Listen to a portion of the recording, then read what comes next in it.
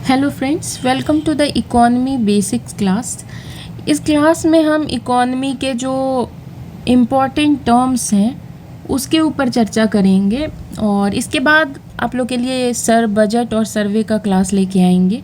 तो अगर एक बार ये नॉर्मल टर्म्स आपको पता है तो वो समझना इजी हो जाएगा, आपको अच्छे से समझ आएगा। तो चलिए स्टार्ट करते हैं आज का डिस्कशन। और जो हमारा पहला टॉपिक है वो है इन्फ्लेशन। तो question arises, what is inflation. जब प्राइस लेवल में हमें राइज देखने को मिलता है, इन नॉर्मल टर्म्स हम उसे इन्फ्लेशन बोलते हैं। मतलब चीज़ें महंगी हो रही है, हमें प्राइस बढ़ती हुई दिख रही है, तो वो इन्फ्लेशन कहलाता है।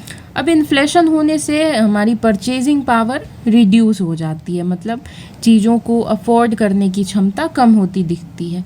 क्योंकि चीज़ें महंगी होंगी तो परचेजिंग पावर रिड्यूस होगी, ऑब्वियस सी बात है। और इसे निकालने वाले हमारी कंट्री में ministry of static and programme implementation है, जो इन्फ्लेशन को बताते हैं कितना है। और ये इन्फ्लेशन हमारे लिए इम्पॉर्टेंट भी है, हमारे इकोनॉमी के लिए। ऐसा नहीं है कि महंगाई होना ख़राब बात है, बट एक्सेस नहीं होना है। जैसा कि उर्जित पटेल कमेटी ने रिकमेंड किया था कि इसका रेट 4% ±2 में होना चाहिए। मतलब कि 4% है, इसका +2 अगर हो तो सही है, और -2 मतलब 2 से 6% के बीच में अगर इन्फ्लेशन है तो वो ठीक है हमारी इकोनॉमी के लिए। बट अगर 6 से ज़्यादा हो रहा है या 2 से कम हो रहा है तो वो सही नहीं माना जाता है।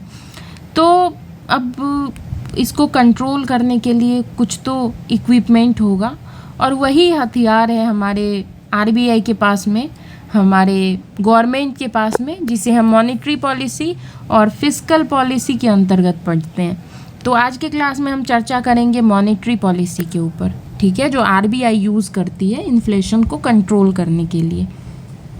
क्योंकि ये हमारा टारगेट है ना 4% ±2, तो अब इसको मेंटेन भी तो रखना जिम्मेदारी है जो सरकार है हमारे यहाँ, और जो आरबीआई है सेंट्रल बैंक, यही इसकी देख रेख करते हैं कि इन्फ्लेशन ज़्यादा ना हो जाए या बहुत ज़्यादा कम ना हो जाए। तो रेगुलेट करने के लिए ये सारे टूल्स यूज़ करते हैं हमारे यहाँ, ठीक। तो इन्फ्लेशन के बारे में एक चीज़ मैं आपको बता दूं कि जैसे कोई चीज़ है, कोई कमोडिटी है, तो उसकी डिमांड कब होती है। मान लो कोई प्रोडक्ट है तो डिमांड तभी होगी जब हमारे पास में पैसे होंगे, मतलब मनी सप्लाई हो रहा है मार्केट में। मनी सप्लाई मतलब पैसे हैं कस्टमर्स के पास में, ताकि वो चीज़ें खरीदने की इच्छा जता रहे हैं, वो डिमांड कर रहे हैं मार्केट में। तो जैसे मनी सप्लाई हमारे मार्केट में है, हमारे पास पैसे हैं तो डिमांड ज़्यादा होती है। पैसे हैं तो प्रोडक्ट की डिमांड भी होगी। तो अब डिमांड ज़्यादा है तो अब उसका प्रोडक्शन भी होना चाहिए, क्योंकि तभी तो डिमांड फुलफ़िल होगा ना। जब चीज़ों का प्रोडक्शन, मान लो हम एसी की डिमांड कर रहे हैं तो एसी का मैन्युफैक्चरिंग भी तो होना चाहिए। तो यही है, फिर डिमांड ज़्यादा है तो इन्वेस्टमेंट होगा, इन्वेस्टमेंट होगा तो एम्प्लॉयमेंट बढ़ेगी। मतलब कहीं ना कहीं इन्वेस्टमेंट हो रहा है तो वो किसी ना किसी को काम तो मिल रहा है ना, तो एम्प्लॉयमेंट भी बढ़ रही है, तो उससे ग्रोथ बढ़ रहा है हमारे इकोनॉमी में। और जैसे जैसे ग्रोथ बढ़ेगा तो मनी सप्लाई ज़्यादा हो रही है, क्योंकि एम्प्लॉयमेंट है, पैसे आ रहे हैं, तो फिर से ये एक साइकिल बनता है जो कि पॉजिटिव साइकिल होता है। इसी के रिवर्स हो जाता है जब डिमांड ही नहीं आ रहा है मार्केट में, तो डिमांड का क्रिएशन भी ज़रूरी हो जाता है, क्योंकि ये साइकिल अभी हमने देखा है। तो अगर डिमांड नहीं होती है तो इन्वेस्टमेंट नहीं होगा, प्रोडक्शन नहीं होगा, एम्प्लॉयमेंट नहीं बढ़ेगी, ग्रोथ नहीं होगा हमारे इकोनॉमी में, जो कि नेगेटिव हो जाएगा। तो अगर मान लो एक लेवल से ज़्यादा मनी सप्लाई कम हुए तो गवर्नमेंट इसको बढ़ाने का काम करती है, और अगर ये मनी सप्लाई ज़्यादा हो जाए तो इसको घटाने का काम करती है। तो दोनों ही चीज़ें बैलेंस चलती है, तभी इकोनॉमी सही से कैरी हो पाता है, ठीक है। जो मैक्रो इकोनॉमिक स्टेबिलिटी है वो तभी हो पाता है जब ये एक्सेस ना होए, ये इन्फ्लेशन भी ना बढ़े और डिफ्लेशन भी बहुत ज़्यादा ना हो। डिफ्लेशन मतलब इसका ऑपोजिट इन्फ्लेशन का, इसमें प्राइस बढ़ता है, डिफ्लेशन में कम होता है। तो बहुत ज़्यादा महंगाई भी अच्छी नहीं है और बहुत कम महंगाई भी अच्छी नहीं है, क्योंकि हमने अभी देखा है। और जनरली आप लोगों को ये टर्म देखने को मिलता होगा, हेडलाइन इन्फ्लेशन, कोर इन्फ्लेशन। तो इसके बीच में हम डिफरेंस एक बार देख लेते हैं कि जो हेडलाइन इन्फ्लेशन होता है वो इन जनरल सारे कमोडिटी का मिक्स इन्फ्लेशन बताता है। इसमें हमें एग्जैक्ट डेटा नहीं पता चल पाती है, क्योंकि मान लो कोई बास्केट ऑफ गुड्स हैं जिसमें बहुत सारे प्रोडक्ट्स हैं, तो अगर इसमें से एक दो का भी हाइक हो रहा है तो ओवरऑल ये इन्फ्लेशन बताएगा, तो एग्जैक्ट हमें पता नहीं चल पाता है। तो हेडलाइन इन्फ्लेशन के प्रॉब्लम को टैकल करने के लिए कोर इन्फ्लेशन लाया जाता है, जिसमें हम जितने भी वोलाटाइल आइटम्स हैं जैसे कि फूड है, फ्यूल है और जितनी भी चीज़ें हैं जो बहुत जल्दी फ्लक्चुएट करती है जिसकी प्राइस, उसको हटा देते हैं और तब इन्फ्लेशन निकालते हैं, तो ये एग्जैक्ट हमें रियल डेटा पता चल पाता है। ठीक है। एक होता है डिमांड पुल इन्फ्लेशन, जो कि डिमांड के वजह से होता है। मान लो हम चीज़ों का डिमांड ज़्यादा कर रहे हैं तो वो प्राइस ज़्यादा देखने को मिलता है, तो वो डिमांड पुल इन्फ्लेशन होता है। कॉस्ट पुश इन्फ्लेशन होता है, जिसमें जो मैन्युफैक्चरर साइड है उसके पास में रॉ मटेरियल्स, लेबर्स, इलेक्ट्रिसिटी, जो भी चार्जेस हैं वो उनके पास महंगी मिल रही है, तो जब भी प्रोड्यूसर साइड में चीज़ें महंगी मिलेगी तो वो जो सामान बेचेंगे फाइनल मैन्युफैक्चरिंग के बाद वो बढ़ा देते हैं, तो वो कॉस्ट पुश बोला जाता है उसको। जब कॉस्ट मैन्युफैक्चरर के पास में रॉ मटेरियल्स महंगी पहुंच रही हैं तो फिर वो कॉस्ट बढ़ा देगा और उसे कॉस्ट पुश इन्फ्लेशन बोलते हैं। सप्लाई चेन डिसरप्शन के वजह से जो इन्फ्लेशन आती है उसमें ऐसा होता है कि जो सप्लाई मैकेनिज़्म है वो फेल हो जाता है।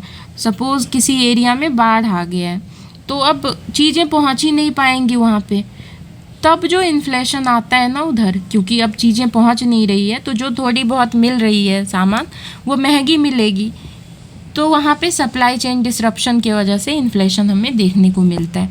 तो यही इन्फ्लेशन को बैलेंस करने के लिए मैंने बताया अभी कि अगर ज़्यादा होगा तो उसको कम करती है, कम होगा तो ज़्यादा करती है, और वही 4% ±2 का जो डेटा है उसको मैनेज करने के लिए हमारे देश में जो सेंट्रल बैंक है मतलब RBI और जो सरकार है वो मॉनेटरी पॉलिसी और फिस्कल पॉलिसी के थ्रू इसको बैलेंस करती है, जिसमें मॉनेटरी पॉलिसी टूल का यूज़ RBI करती है और फिस्कल पॉलिसी के अंदर जितने भी टूल्स हैं उसका यूज़ गवर्नमेंट करती है। तो अभी मॉनेटरी पॉलिसी में दो तरह के ब्रांच होते हैं, मतलब दो तरह के वो मेथड्स फॉलो किए जाते हैं, जिसमें एक होता है एक्सपेंशनरी और दूसरा कॉन्ट्रैक्शनरी। एक्सपेंशनरी में जब RBI को पैसा मार्केट में बढ़ाना हो, मान लो डिमांड कम कर रहे हैं लोग, उनके पास में पैसे की कमी आ गई है, तो RBI कुछ ऐसा करेगी कि उनके पास पैसा ज़्यादा आ जाए, तो वो एक्सपेंशनरी मॉनेटरी पॉलिसी टूल्स का इस्तेमाल करती है, जिसका दूसरा नाम है डॉविस मॉनेटरी पॉलिसी या एकोमोडेटिव मॉनेटरी पॉलिसी। अगर ये टर्म देखने को मिलेगा साथ में तो कंफ्यूज नहीं होना है।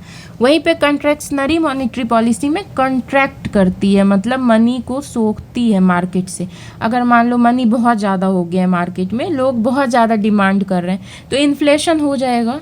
अभी हमने देखा था ना कि अगर चीज़ें डिमांड ज़्यादा की जा रही है तो प्राइस हमें बढ़ता हुआ देखने को मिलता है, और उसी को मैनेज करने के लिए कॉन्ट्रैक्शनरी मॉनेटरी पॉलिसी का यूज़ करती है RBI, जिसे हम हॉकिस मॉनेटरी पॉलिसी भी बोलते हैं। तो टर्म्स एक तो एक्सपेंशनरी, डॉबिस और एकोमोडेटिव तीनों सेम है, वहीं पे कॉन्ट्रैक्शनरी, हॉकिस ये सेम है। ठीक है। और कॉन्ट्रैक्शनरी को डियर मॉनेटरी पॉलिसी भी बोला जाता है। फाइन, जिसमें पैसे का सप्लाई कम कर देती है और पैसे की डिमांड ज़्यादा हो जाती है। ठीक है। तो अब देखते हैं कि जो RBI मॉनेटरी पॉलिसी का यूज़ कर रही है उसमें कौन कौन से टूल्स हैं और वो कैसे डिफ़ाइन किए जाते हैं। तो इसमें देखिए हमें दो सेक्शंस में करना है, एक तो क्वांटिटेटिव टूल्स हैं और दूसरे क्वालिटेटिव टूल्स हैं। तो पहले हम क्वांटिटेटिव टूल्स के ऊपर चर्चा करते हैं, जिसके अंदर जो हमारा पहला टॉपिक है वो है रेपो रेट। ये रेपो रेट क्या होता है? रेपो रेट क्या होता है? तो जो बैंक्स होते हैं ना, बैंक्स वो RBI से पैसा उधार लेते हैं। मान लो कोई बैंक है और उसको पैसे की ज़रूरत है तो वो RBI के पास जाती है और पैसे उधार मांगती है RBI से, और RBI के पास में एक कोलेट्रल रखती है जिसे हम गिरवी बोलते हैं। मान लो कोई बैंक है, ये RBI के पास में गई और ये रहा आरबीआई और ये बैंक। तो बैंक जाती है आरबीआई के पास में कि मुझे पैसे चाहिए। तो आरबीआई ने बोला कि आप एक कोलेट्रल रखो, रेपो रेट। तो आरबीआई के पास में एक कोलेट्रल रखती है जिसे हम गिरवी बोलते हैं। हम भी बैंक के पास जाते हैं लोन लेने तो हमें कुछ रखना पड़ता है ना कोलेट्रल, सेम चीज़ बैंक्स के साथ भी है। जब ये आरबीआई के पास जाती है तो कोलेट्रल रखती है जिसे गवर्नमेंट सिक्योरिटी बोला जाता है। गवर्नमेंट सिक्योरिटी रखती है और बैंक एक पर्टिकुलर रेट पे आरबीआई से उधार लेती है। तो एक रेट होता है क्योंकि इंटरेस्ट तो कुछ चार्ज करेगा, पैसा दे रहा है। तो यही जो इंटरेस्ट रेट है ना जिस पे बैंक्स को आरबीआई उधार दे रहा है उसको रेपो रेट बोला जाता है। तो और ये रेपो वर्ड जो है ना ये है रीपरचेज ऑप्शन। इसका फुल फॉर्म है रेप मतलब रीपरचेज और ये है ऑप्शन। तो बैंक क्या बोलती है, अब उधार ले रही है तो वापस भी तो करना है ना। तो बैंक यहाँ पे एक प्रॉमिस करती है आरबीआई को कि ये जो कोलेट्रल दे रही है गवर्नमेंट सिक्योरिटी ये एक टाइम के बाद आके रीपरचेज कर लेगी बैंक। ठीक है, तो यही टर्म डेराइव होता है रेपो, रीपरचेज ऑपरेशन रेट, कि एक रेट पे बैंक को उधार मिल रहा है और एक पर्टिकुलर टाइम के बाद बैंक आती है आरबीआई के पास में और इस कोलेट्रल को फिर से खरीद लेती है। जो पैसे मिले हैं ना वो आरबीआई से फिर वापस मिल जाता है। ठीक है, तो यही है रेपो रेट और इसको डिफ़ाइन किया गया है जो हमारा ये आरबीआई एक्ट है 1934 उसके अंदर में। फाइन, तो रेपो रेट हमने देखा है कि एक तरह से जो बैंक आरबीआई से लोन लेती है उसी को बोला जाता है रेपो रेट। और इसके अंदर में जो कोटा यूज़ करते हैं ना जिसमें एसएलआर कोटा मैं समझाऊंगी उसके बाद इस पे फिर से आएंगे। अभी ये ध्यान रखना है कि जो बैंक आरबीआई से लोन लेती है उसको रेपो रेट बोलते हैं। और अगर मान लो बैंक रेपो रेट कम करती है फिर क्या होगा, आरबीआई के हाथ में है। तो ये रेपो रेट कम करने से क्या होगा, तो मान लो अगर बैंक है उसको उधार मिल रहा है आरबीआई से किसी पर्टिकुलर रेट ऑफ इंटरेस्ट पे, मान लो 4% है, 4% पे बैंक को आरबीआई से उधार मिल रहा है। तो रेपो रेट आरबीआई ने बढ़ा दिया। इसका क्या पर्पस होता है, तो अगर बैंक को उधार महंगा मिल रहा है तो बैंक कम पैसे लेगी आरबीआई से। मतलब अगर बैंक के पास में पैसे कम आ रहे हैं तो कस्टमर्स के पास भी कम पैसे आएंगे, मतलब मनी सप्लाई कम हो जाएगी मार्केट में। हमने देखा था अभी कि मनी सप्लाई कंट्रोल करना आरबीआई का काम है। तो ये मान लो बैंक है, ये उधार मांगने आ गई, पहले 4% था बैंक ले रही है, अभी आरबीआई ने क्या किया इसको 6% कर दिया है। तो अब बैंक की डिमांड कम हो जाती है, बैंक के पास में पैसे कम आते हैं क्योंकि ये चार्ज महंगा हो गया है ना, 6% कर दिया है। तो अभी बैंक के पास में पैसे कम आ रहे हैं तो बैंक भी जो लैंड करेगी कस्टमर्स को मार्केट में उस पर कुछ तो इफ़ेक्ट होगा ना, क्योंकि बैंक के पास में खुद पैसा कम है। तो यही इफ़ेक्ट देखने को मिलता है। यहाँ पे अगर प्राइस बढ़ा दिया तो बैंक जो मार्केट में फ़्लो करेगी पैसा वो भी कम हो जाएगा, अगर ये कम हो रहा है तो फ़्लो ज़्यादा हो जाएगा। तो यही इफ़ेक्ट होता है। अगर क्वेश्चन पूछे कि रेपो रेट बढ़ा दिया गया है तो क्या होगा, तो हमारा आंसर होगा कि रेपो रेट बढ़ा दिया है तो मनी सप्लाई बैंक के पास में कम हो जाएगी, और अगर बैंक के पास में मनी सप्लाई कम है तो मार्केट में भी मनी सप्लाई कम हो जाएगी। मतलब जो कस्टमर के पास पैसे आ रहे हैं वो भी कम आएंगे, और अगर कस्टमर के पास में पैसे कम आ रहे हैं तो डिमांड कम होगी, और अगर डिमांड कम हो रहा है तो इन्फ्लेशन कम होगा। ठीक है, तो ये कुल मिला के हमने देखा कि कॉन्ट्रैक्शनरी मॉनेटरी पॉलिसी के अंदर इसे हम बोल सकते हैं कि बैंक को अगर पैसा कम लैंड करना है तो यहाँ पे रेपो रेट हमें बढ़ता हुआ देखने को मिलता है। और अगर आरबीआई का टारगेट होगा कि बैंक को ज़्यादा लैंड करना चाहिए क्योंकि मार्केट में डिमांड की कमी आ रही है तो यहाँ पे बढ़ा देगा। तो चलिए आज के लिए इतना करते हैं, नेक्स्ट क्लास में मैं एक एक टर्म अच्छे से डिटेल में डिस्कस करूँगी। तब तक के लिए thank you so much, all the best.